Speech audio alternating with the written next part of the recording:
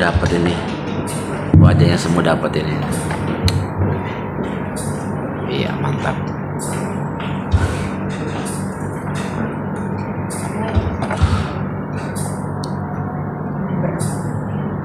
Iya. Shalom semuanya. Shalom. Selamat siang. Sebelum kita mulai acara kebaktian kita pada siang hari ini, mari kita saling teduh sejenak kepada Tuhan.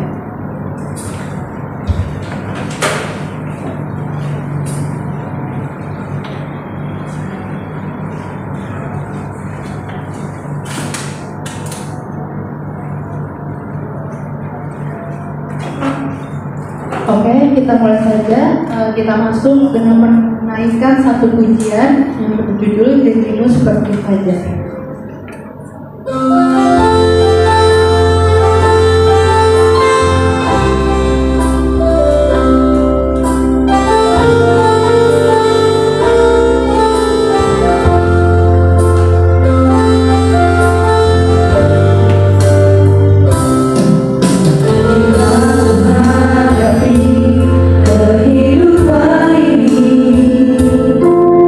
Jangan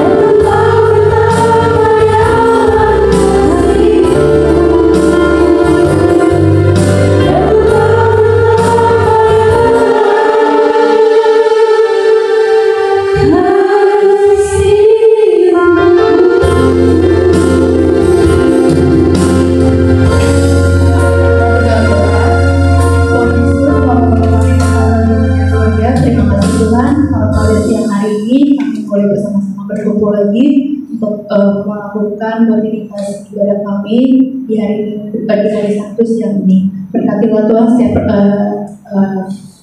acara dari awal sampai akhir. Kau tuntut dengan rahmat-Mu dan biarkan Pak Pendeta Ferry Stephen dapat memberikan khotbah-Mu yang sesuai dengan perintah-Mu dan dapat kami terima sesuai yang Kau mau. Terima kasih Tuhan. Haleluya, puji Tuhan. Amin. Lagu selanjutnya untuk menuju firman kita bawakan Bapak Kau Sungguh.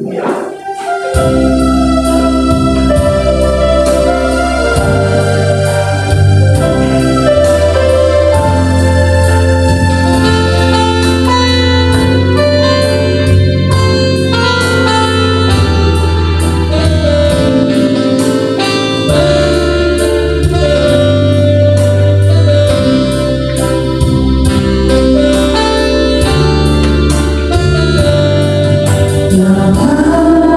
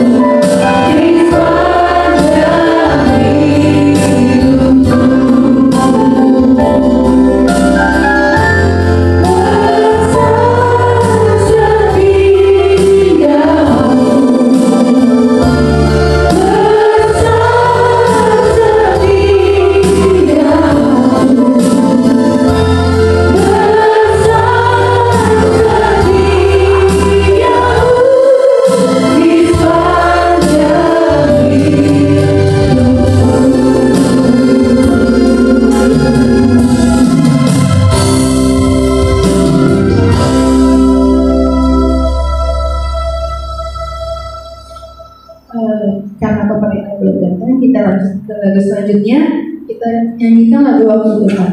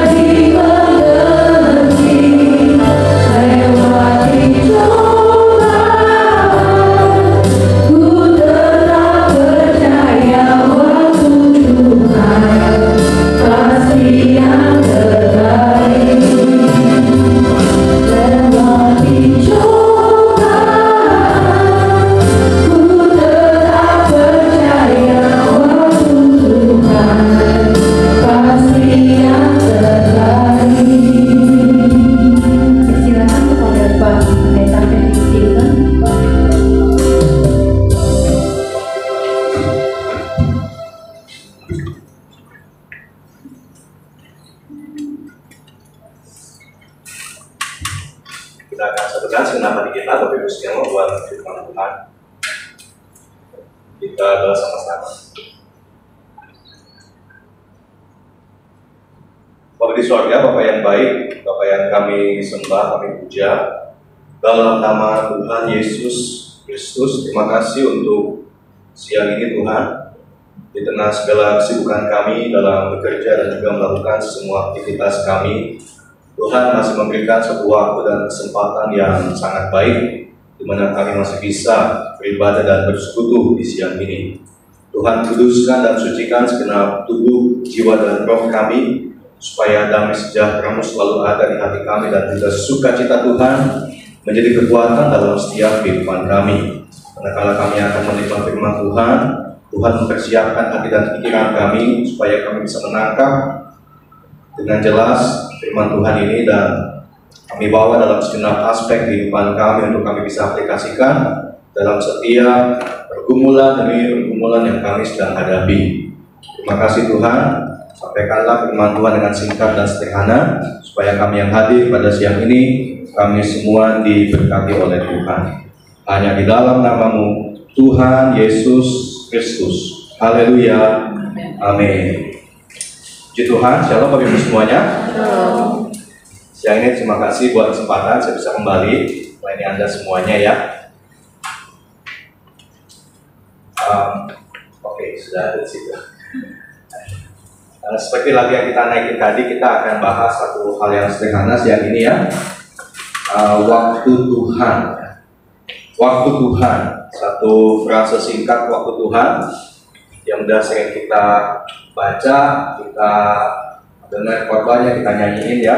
Lagunya kayak lagu tadi ya. Masih tahu tema khotbah saya. Dari bocorin ya. So, mari kita akan bahas sama-sama tentang waktu Tuhan supaya setiap kita yang sedang menantikan Tuhan, kita semua tidak menjadi lemah, tapi kita tetap kuat di dalam Tuhan. Sebab kita tahu dalam Tuhan segala waktu yang terjadi tidak pernah sia-sia ya. Waktu Tuhan yang akan kita bahas pada siang ini dengan singkat adalah tentang intervensi kairos ke dalam kronos ya. Apalagi ini barang ya, saya jelasin bahannya dengan singkat ya. Jadi waktu Tuhan itu adalah satu intervensi kairos ke dalam kronos. Next slide. Ada 3 jenis waktu Bapak semua ya. Kalau kita membaca Alkitab khususnya Perjanjian Baru di dalam bahasa Yunani, itu ada 3 dari 4 jenis waktu yang untuk kita sebagai ciptaan. Yang pertama adalah aion atau aionios, ya kita sebut dengan aion. Itu adalah waktu keabadian. Itu bukan aion mau gitu ya, tempat diwujud aja ya. Mungkin kata aion itu diambil dari kata aion supaya bisnisnya abadi mungkin aja gitu ya. Jadi ya lebih kurang aion adalah waktu keabadian. Kemudian ada kronos, yaitu waktu kemanusiaan atau saya sebut dengan waktu kronologi. Dan yang ketiga ada kairos, yaitu waktu keilahian.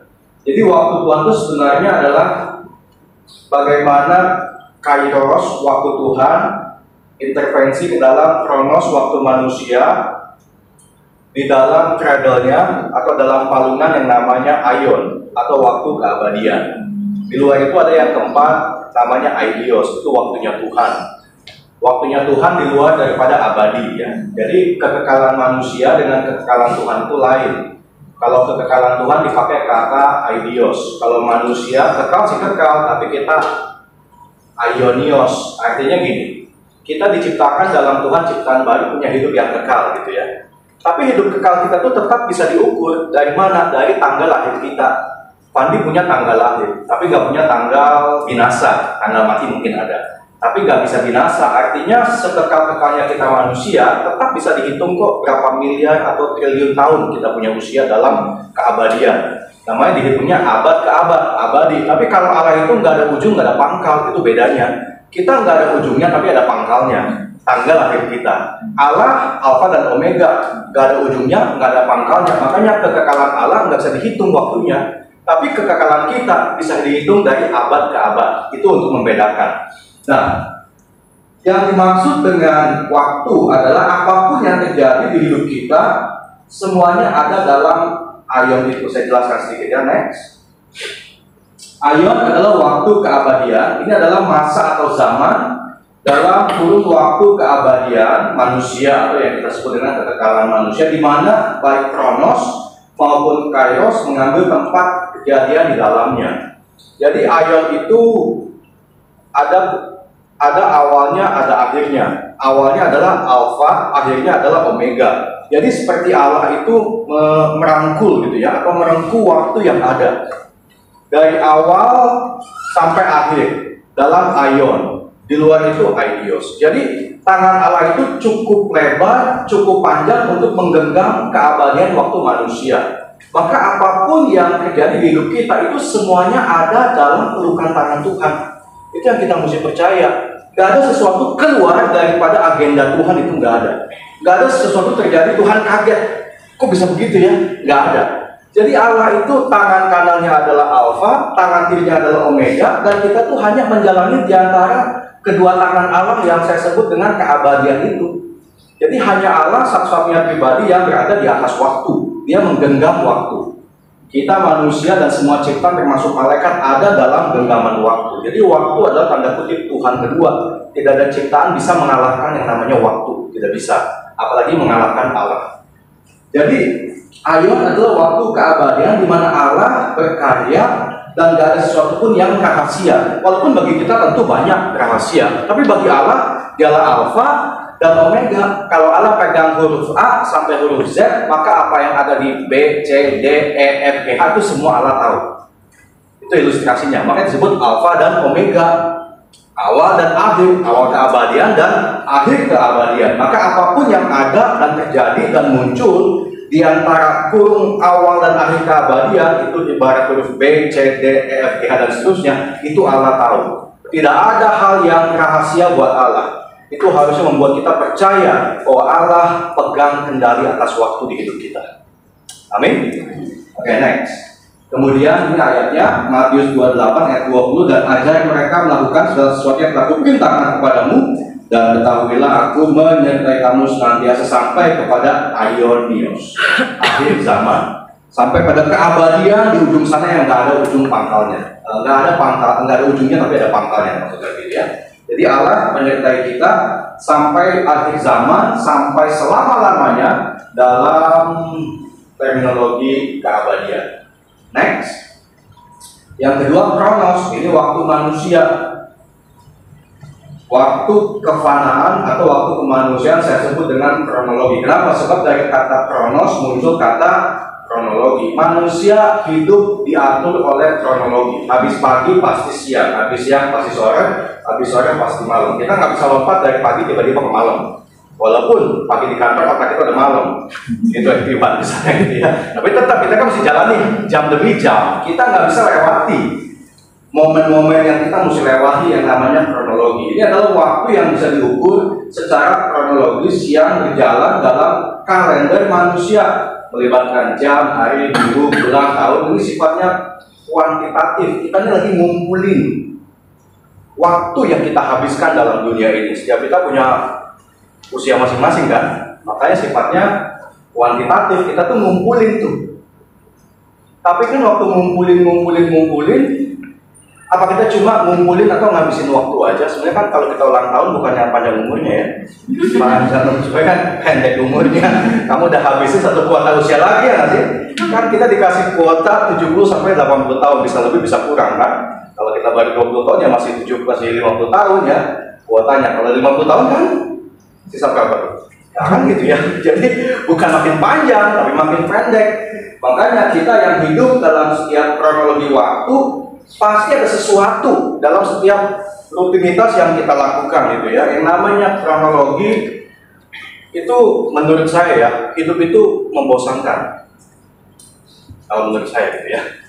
Kita tiap hari di kantor, kerjain hal yang sama, ketemu orang yang sama, ketemu bos yang sama, anak buah yang sama, kerjaan yang sama, masalah yang sama, berulang-ulang kali kayak begitu terus-terusan. Macetnya tiap hari, ketemu hari Senin lagi, dan lain sebagainya. Bosan nggak sih? Cuma saya doang yang bosan. Khotbah juga bosan loh, saudara. Terus terang aja ya. Setahun saya bisa khotbah 300 kali tuh bosan tuh. Karena kita kan kronologi gini terus. Makanya kalau cuma lewati hari gini terus ya, itu akan sangat membosankan. Mau yang punya uang banyak, punya uang sedikit sama aja bosan kok. Yang punya uang sedikit bosan, makanya Indomie lagi bosan ya. Yang punya duit banyak, makanya buffet lagi bosan kan. Enak makan buffet Shangri-La, senang banget gue diajak makan. Coba seminggu. Nah kan, seminggu makan di situ mulu tuh. Buffet Shangri-La terus-terusan seminggu, sebulan, setahun. Kan kita pengen Indomie udah gitu kan. Ya ampun lah, saya mau Indomie aja. Jadi memang membosankan. Makanya Tuhan mau kita waktu lewati kronologi, fokus kita bukan cuma kepada ya dari pagi kemudian siang, sore dan malam, ke kantor lagi, terus pulang, ketemu bos, ketemu anak buah, gitu mulu. Tapi kita mesti temukan next slide, yaitu kairosnya. Saya skip aja ya ayatnya. Nah, kairos adalah waktu keilahian. Jadi manusia harus jalani waktu kronologis. Nanti Tuhan yang akan masuk ke dalam kronologi manusia. Kapan masuknya? Ya nggak tahu. Bisa pagi, bisa siang, bisa sore, bisa malam, bisa hari ini, bisa besok, bisa minggu depan, bisa bulan depan, bisa tahun depan. Kita nggak tahu. Tapi yang kita percaya, waktu Tuhan itu selalu ada buat kita. Waktu kita menjalani hari-hari kita yang kata Pengkhotbah bilang membosankan dan sia-sia ini. Kalau cuma mengejar kehidupan, ngumpulin angka dan tahun usia kita, itu sia-sia banget. Tapi kalau kita tahu selalu ada divine appointment yang menanti kita, selalu ada pertemuan ilahi dan agenda Tuhan yang kita mesti kerjakan, baik dalam keluarga maupun dalam kerjaan kita, apalagi di gereja, maka hati kita akan senantiasa excited. Sebab kita menanti-nantikan Tuhan. Makanya orang yang menanti-nantikan Tuhan mendapatkan kekuatan yang baru. Ini kan sangat kontras banget. Menunggu adalah pekerjaan yang sangat membosankan. Tapi kalau kita menantikan Tuhan, kenapa tidak membosankan? Karena kita menanti sesuatu yang pasti. Itu bedanya. Kairos adalah waktu keilahian. Ini adalah waktu yang tepat, yang ditetapkan oleh Tuhan sendiri. Ini adalah momen ilahi yang membawa perubahan dan penggenapan janji Tuhan dalam hidup kita. Ini lebih sifatnya kualitatif. Bukan mengukur angkanya, tapi mengejar momennya. Next slide. Katanya, kata Yesus, waktunya, dipakai kata kairos, telah genap. Kerajaan Allah sudah dekat, bertobat dan percaya kepada Injil. Next slide. Ini gambar sederhana ya. Jadi ini adalah kronos, ini adalah cradle-nya, Aion, dari tahun Adam dan Hawa sampai nanti Yerusalem baru, itu Aion. Lalu tiba-tiba kita lahir. Setelah kita lahir kan kita lewati tahun 1950, 51, 52, 53, 2000, 25. Kita kan nggak bisa lompat dari 1950 ke 2025, kita nggak bisa lompat. Tapi kan Allah bisa. Allah ya suka-suka, dia mau masuk kapan aja ya suka-suka. Nggak masuk, dia suka-suka Tuhan ya. Nah, kita hanya bisa menjalani kronologi hidup kita dengan sebuah harapan bahwa ada satu momen Allah akan muncul dan masuk ke dalam kronos kita entah kapan untuk menggenapi janjinya buat hidup kita dan melakukan apa yang Tuhan kehendaki buat kita. Kapan? Ya nggak tahu. Ya suka-suka Tuhan. Tapi tugas kita adalah tetap nantikan Tuhan. Pembahasannya begini, next slide. Waktu Tuhan nomor 1, hanya Tuhan yang sanggup melaksanakannya. Namanya waktu Tuhan, ya cuma Tuhan yang sanggup. Kapan? Suka-sukanya Tuhan. Makanya kita jangan jemu-jemu menantikan Tuhan, sebab Tuhan pasti akan muncul. Doa kita tidak akan sia-sia. Pengharapan dan iman kita tidak akan sia-sia. Janji Tuhan pasti digenapi. Kapan? Ya hanya Tuhan yang sanggup melaksanakannya. Makanya saya sebagai hamba Tuhan dan kita sebagai anak Tuhan gak bisa so tahu dan ngatur Tuhan. Maka waktu kita doa, kita nggak bisa tunjuk-tunjuk tangan kita ya tembak-tembak langit. Ya bisa. Kita mesti ya serahin sama Tuhan. Jangan Tuhan hari ini ya begini caranya, lewat dia segini jumlahnya. Nggak bisa ngatur Tuhan. Kita hanya bisa Tuhan, aku percaya waktu Tuhan yang terbaik. Kapan? Ya suka-suka Tuhan. Pokoknya aku jalani aja. Hari ini ke kantor, belum ada perubahan, ya puji Tuhan. Akhirnya ketemu si A, si B, si C, belum ada prospek, ya puji Tuhan. Tapi aku percaya, tidak sia-sia. Sambil kita jalani kronos kita tahu ada waktu Tuhan yang terbaik. Hanya Tuhan yang sanggup untuk melaksanakannya. Next slide. Yesaya 6:22 firman Tuhan katakan, yang paling kecil akan jadi kaum yang besar. Yang paling lemah akan jadi bangsa yang kuat. Aku Tuhan akan melaksanakannya dengan segera pada waktunya. Kalau kairos waktu Tuhan masuk dalam kronos manusia, yang paling kecil bisa jadi yang besar. Yang lemah akan jadi kuat. Pengharapan kita dalam Tuhan tidak akan mengecewakan. Yang pertama. Yang kedua, waktu Tuhan selalu ada 3 poin. Yang kedua yang paling penting, selalu terasa lebih lambat daripada waktu manusia. Itulah pergumulan kita. Waktu Tuhan buat kita selalu terasa lebih lambat. Kenapa begitu? Suka-suka Tuhan. Karena manusia emang pengennya cepet, anti proses, nggak mau nunggu, nggak mau tekun, nggak mau sabar. Kita sukanya mie instan, kopi instan, bubur instan, semua instan, gitu ya. Serba instan maunya. Kita tuh dididik kepada sebuah zaman serba AI dan gampang gitu loh. Saya hampir sudah tidak pernah buka buku saya sudah yang itu banyak. Saya sekolah sampai S3 kan. Sebab semua ada di AI ya sih. Mau tanya apa aja ada di situ. Jadi saya udah hampir nggak pernah buka-buka buku saya tuh. Bayangin bisa begitu. Padahal masih gratis saya. Yang bayar mungkin lebih canggih saya nggak tahu ya. Kita gampang banget mau cari apa aja gitu loh. Teman saya ngomong sesuatu, saya bingung, pura-pura diam aja, padahal buka AI, atau nyambung aja ya. Kayaknya pinter kelihatannya, padahal baru tahu semenit yang lalu dengan buka AI. Jadi saya bilang zaman ini benar-benar cepat banget gitu ya. Bagus nggak? Bagus. Tapi AI bukan Tuhan, itu masalahnya. Kita nggak bisa tanya Tuhan tiba-tiba langsung dapat, nggak bisa. Dan manusia digiring kepada hal yang nyaman dan enak, tapi mentalitas nunggu, tekun dan sabar itu jadi lemes, jadi lemah. Karena kita kebiasaan semuanya serba gampang dan cepat. Padahal Tuhan tidak berubah dahulu sekarang sampai selama-lamanya. Proses Tuhan itu melibatkan waktu, membuat kita untuk tekun dalam Tuhan. Dalam ketekunan itulah kita menjadi kuat. Sebab kita menantikan Tuhan. Selalu terasa lebih lambat dan sangat lambat di zaman AI ini. daripada waktu manusia. Tapi waktu Tuhan selalu tepat pada waktunya. Amin? Nggak pernah tahu kapannya. Saya sudah pernah cerita, nunggu anak 10 tahun. Itu waktu Tuhan. Ada yang nunggu anak, ada yang nunggu jodoh, ada yang nunggu yang lain. Tiap orang punya masa nunggunya masing-masing. Gitu. Kalau saya tahu saya mesti nunggu anak 10 tahun, mungkin saya nggak akan nikah, terus terang aja. Tapi sebab udah keburu nikah, nggak bisa batal, ya udah tunggu, lama banget. Itu ngomong gampang sekarang ya, anak saya udah 7 tahun perempuan soalnya, jadi ngomong kayaknya gampang aja. Tapi waktu nunggu yang nggak gampang, banyak banget pergumulannya. Saya mesti memberkati teman-teman saya, baptis mereka, nikahin mereka, habis nikah, kemudian punya anak gitu loh. Kita berkati mereka, anak satu muncul berkati, anak dua muncul, anak ketiga muncul berkati. Itu kan kita punya perasaannya nggak sih? Kita kan bukan robot ya nggak? Kita tanya Tuhan, dia udah anak satu, dua, ketiga Tuhan. Semua kita doain, kita berkati. Tuhan tambah keturunan, Tuhan berkati, buahkan Tuhan. Nah kita belum juga. Ya ada perasaan nggak ada. Tapi sambil nunggu Tuhan, rupanya emang 10 tahun itulah waktu yang dibutuhkan oleh Kairos untuk masuk dalam kronosnya saya.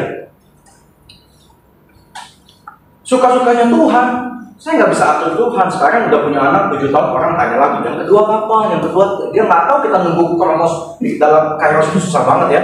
Kayaknya ngomong gampang banget gitu loh. Nunggunya itu membuat kita tiada hidup memang, tapi kita percaya Allah membuat semua indah pada waktunya. Amin. Butuh waktu 10 tahun. Buat mempertobatkan adik saya, itu saya butuh 13 tahun. Adik saya narkoba. Kemudian dia kena HIV. Itu 13 tahun saya layani dia. Saya mau dia sehat. Saya mau dia sembuh. Saya mau dia sukses. Tapi Tuhan mau dia selamat gitu loh. Sembuh mah enggak. Tapi ada satu waktu ya. Ada satu tanggal 12 Agustus 2021 itu hari Kamis. Benar nggak? Kamis ya? Ya, saya ingat Kamisnya itu ya. 2021 12 Agustus itu nggak sih Kamis? Harusnya betul ya. Karena saya lagi taping, betul nggak? Nah, betul kan ya? Nggak bohong ya.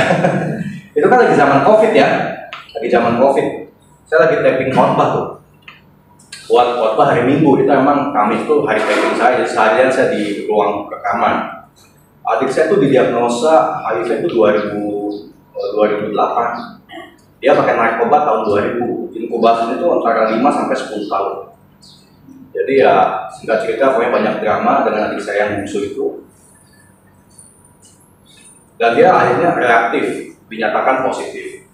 2008 tuh, saya selalu tiap bulan harus ke dokter bawa dia untuk dapetin obatnya, beli vitaminnya, dan ngecek segala macam.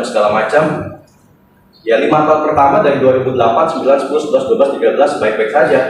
Dia minum obat tiap hari. Tidak bisa sembuh, tapi dengan minum obat namanya ARV itu bisa kayak kita mas sewa tentara darah putih untuk tekan virus HIV-nya. Nah, badannya gemuk lagi, sehat lagi. Tapi setelah 5 tahun bekas-bekas narkoba itu karena dia punya saraf, jadi orang bilang kurang seorang gitu ya. Jadi adik saya agak sedikit gila gitu. Buat saya dia gila, buat dia saya gila. Oke, ngomong sama orang gila nggak pernah nyambung ya. Jadi wah itu drama banget ya sejak 2013 tuh. Itu banyak drama 2013, 2014 dan dia nggak mau minum obat sama sekali. Akhirnya makin drop. Adik saya setinggi saya. Saya beratnya 80 kilo, dia 40 kilo. Jadi tulangnya tuh sampai tulang pantat saya bisa pegang waktu saya bopong dia. Pokoknya drama banget, pokoknya berat banget gitu ya. Saya tanya sama Tuhan, kenapa sih ini semua terjadi gitu kan? Kenapa Tuhan izinkan ini semua terjadi? Saya pengen dia sembuh, sehat dan sukses. Tapi kok nggak sembuh-sembuh, boro-boro sehat, makin kurus, nggak mau makan, makin aneh. Pokoknya otaknya nggak nyambung, bisa lihat orang di pohon lah, punya dunia halusinasi dan sebagainya. Pokoknya susah banget layani orang setengah gila. Sampai saya berantem, ingin ubah dia, sampai saya udah pasrah, percuma ubah dia. Saya mesti berubah, menghadapi orang sakit. Kalau enggak, kita sama-sama sakit jiwa. Menghadapi orang sakit jiwa, saya mesti waras. Kalau saya berantem sama dia, dia paling suka berantem. Sebab buat dia berantem tuh main-main. Gitu loh. Buat dia gelut karena dia dulu ikut geng berantem. Jadi kalau dia berantem tuh kayaknya happy gitu loh. Masa kita pendeta jadi pendekar, ya gitu ya. Berantem tiap ketemu dia. Ya akhirnya kita ngalah. Singkat cerita ya 12 Agustus hari Kamis adik saya jatuh di kamar mandi. Mama saya telepon saya pagi-pagi jam 10. Van datanglah ke rumah, adikmu jatuh di kamar mandi. Saya bilang, aduh mau lagi tapping mas sampai sore. Ya cobalah, kasihan tuh. Tiap minggu juga saya ke mama saya. Tiap minggu pasti datang, seminggu sekali atau 2 kali pasti datang. Dia tinggal sama mama saya juga. Jadi saya kunjungi mama saya, lihat adik saya pasti tiap minggu datang, pasti. Tapi tidak hari Kamis, itu kan hari saya tapping gitu loh ya. Senin ke waktu liburan atau apa gitu loh. Tapi ya hari itu mama saya telepon. Jadi jam 10 pagi dia telepon. Sebenarnya saya enggan banget ke mama saya sebab saya lagi tapping. Tapi anehnya memang ya, kita tuh punya Roh Kudus tolong kita ya. Saya merasa pengen datang gitu. Jadi saya percepat, saya punya tapping selesai jam 3. Jam 3 sore beres. Kemudian jam 3 saya ke rumah saya sampai jam 10 malam. Adik saya tidur di kamarnya gitu ya, lemes, bayangin 40 kilo ya. Dia udah puasa, berminggu-minggu dia puasa, literally puasa, nggak makan apa-apa gitu. Sebab buat dia sakit sebab dokter dan obat-obatan, maka dia puasa supaya sembuh maksudnya. Tapi kan orang lagi sakit malah puasa makin drop ya. Pokoknya aneh banget deh. Singkat cerita, saya doain dia dari jam 3 sampai jam 10 saya di mama saya, dan jam 10 saya mesti pulang. Nah, sebelum pulang saya tanya dia, nama dia Andi, saya Fandi, dia Andi. Saya tanya gini, Andi percaya nggak sih Tuhan Yesus sanggup sembuhkan Andi? Dia bisa bilang percaya kok. Wah, saya mulai tanya lagi yang kedua, kamu percaya Tuhan Yesus juru selamat kamu? Dia nggak pernah ke gereja, nggak pernah baca Alkitab, nggak pernah doa. Pokoknya lihat YouTube setan semua, potong leher, tusuk-tusuk, bunuh-bunuh. Pokoknya gitu-gitu lihat-lihat dia gitu. Jadi saya tanya sama dia, udah lama nggak kebaktian, udah lama nggak kerja mulu, udah lama nggak doa. Kalau kita doa dia ke dapur, kemana lah. Pokoknya kayak anti banget sama Tuhan gitu. Tapi saya tanya, yang kedua, kamu percaya Tuhan Yesus juru selamat kamu? Dia bisa bilang, amin kok. Itu hatinya percaya, mulutnya mengaku. Orang setengah gila, kurang waras. Hati bisa percaya, mulut mengaku. Maka jam 10 saya doain, saya lihat dia tidur, saya pulang. Besoknya setengah 6 mama saya telepon sambil nangis. Cepetan Pak ke rumah Pak, terus si Andi mau bangunin nggak bangun. Dipanggil Tuhan sudah. 13 Agustus 2021 hari Jumat. 13 tahun bayangin. Itu kronos saya lewati itu penuh dengan drama. Habis waktu banyak, keluar uang banyak, emosi nggak menentu, gak ada harapan lagi. Saya ingin dia sembuh, kelihatannya nggak sembuh, boro-boro sukses, sembuh aja enggak. Jalani kronos dengan baik. Ada satu masa Kairos masuk 12 Agustus 2021 setelah 13 tahun. Hati dia percaya, mulut dia mengaku, saya doain, dia tidur, saya pulang. Orang kan kalau tidur nggak buat dosa ya. Jadi kalau nggak mau buat dosa, perbanyak tidur. Anda melek langsung keinginan mata, hati. Dan lain sebagainya. Jadi dia tidur setelah mengaku. Makanya saya datang sama Tuhan pagi itu, saya bilang Tuhan terima kasih. 13 tahun saya ngeluh banyak, ngeluh sama Tuhan, capek, emosi, habis banyak uang, waktu juga keluar, segala macam. 13 tahun, saya ingin dia sembuh, sehat, sukses, tapi Tuhan nggak kasih. Yang Tuhan kasih dalam Kairos Tuhan selamat, itu aja. Maka saya bilang 13 tahun layani satu orang tidak sia-sia rupanya. Uang habis banyak tidak sia-sia, waktu habis banyak tidak sia-sia. Dalam kronos manusia, Kairos Tuhan muncul, membuat semua indah pada waktunya. Amin. Jadi jangan kita udah menghitung waktu, udah lama nih Tuhan berdoa seminggu, sebulan, setahun, 5 tahun, nggak ada hasil. Kita memang kronos kita tuh hanya kuantitatif, ngitung banyaknya. Setelah banyak dan nggak ada hasil, kadang kita bisa kecewa. Tapi kita mesti ingat ketika Kairos menyentuh kronos, lemah jadi kuat, kecil jadi besar dalam waktu sekejap mata. Amin. Karena dalam Tuhan tidak pernah sia-sia. 10 tahun baru dikasih, 13 tahun baru adik saya dimenangkan. Yang paling baru nih, kesaksian yang paling baru. Bulan bulan April itu ya. Saya ditelepon sama teman saya. April kan kita Paskah dan Jumat Agung kan. Jumat Agung itu tanggal 18 April, hari Jumat. Minggunya Paskah. Rabunya saya telepon teman saya. Nanyain dia bisa khotbah apa enggak hari Minggu, ada satu gereja untuk pendeta Kemudian saya telepon dia bilang nggak bisa Pak, jam 10 aku ada khotbah. Oh ya udahlah, nggak bisa, ya sudah. Tiba-tiba dia ngomong gini, lagi mumet nih. Kenapa mumet? Ini nih, rumah dia punya pelayanan rumah singgah, ada 52 anak balita sakit. Jadi dia sewa rumah, ini anak balita yang sakit kanker lah, sakit ginjal lah, hidrosefalus lah, pokoknya yang terminal illness, tiap sewa rumah. Lalu ada orang yang terbeban, rawat anak-anak, nggak sampai sembuh, sampai mati umumnya. Jadi orang tuanya marginal, sudah give up juga, BPJS nggak ada juga, jadi dititip di rumah singgah, paling tidak sebelum dipanggil Tuhan, anak kecil ini kenal Tuhan, betul. Nah, tanggal 20 hari Minggu, sewanya habis.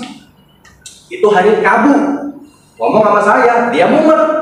Saya tanya, berapa sewanya? 92,5 juta. Saya jadi mumet. Gitu. Waduh, saya kan salah telepon ini ya.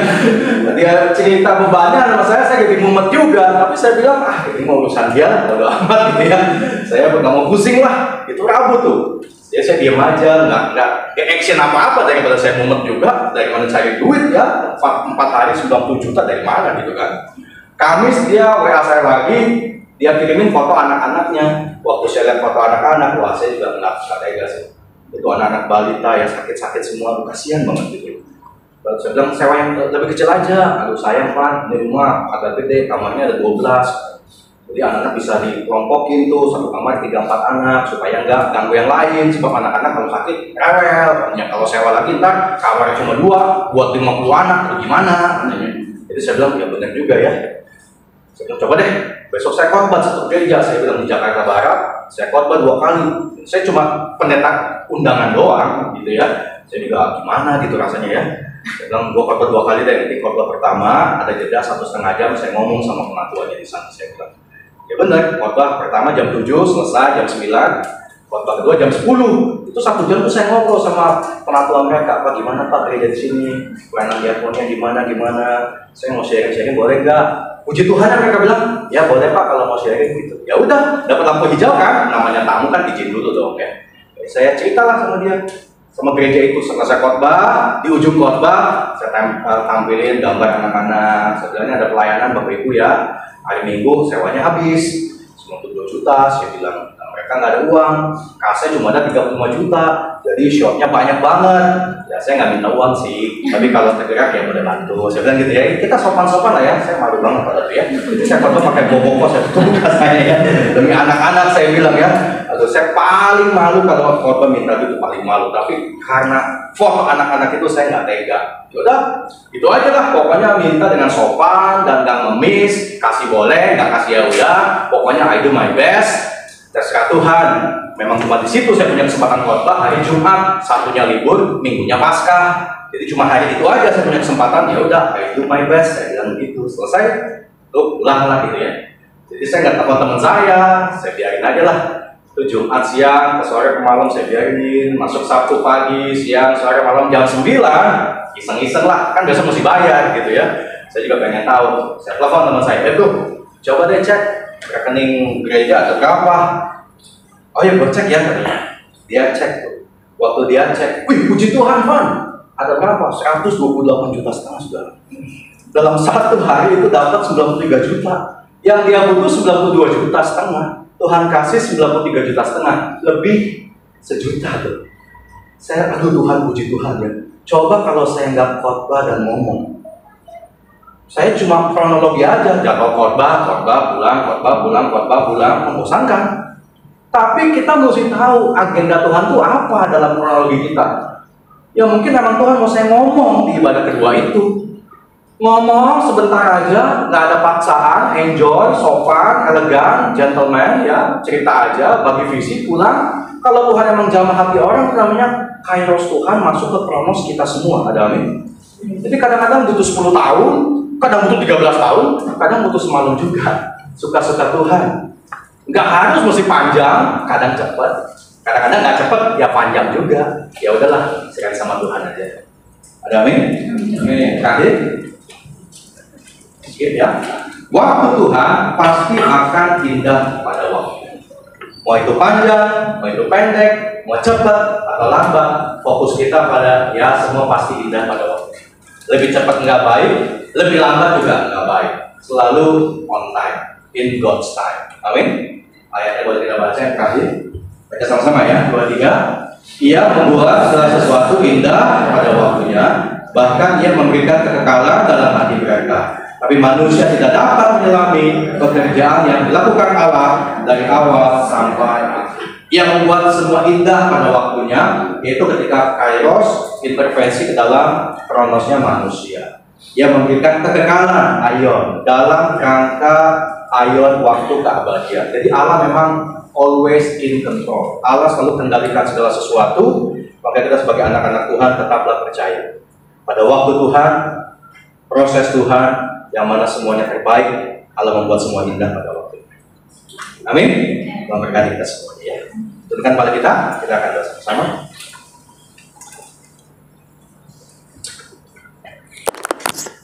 Bapak di surga, terima kasih untuk firman Tuhan yang singkat.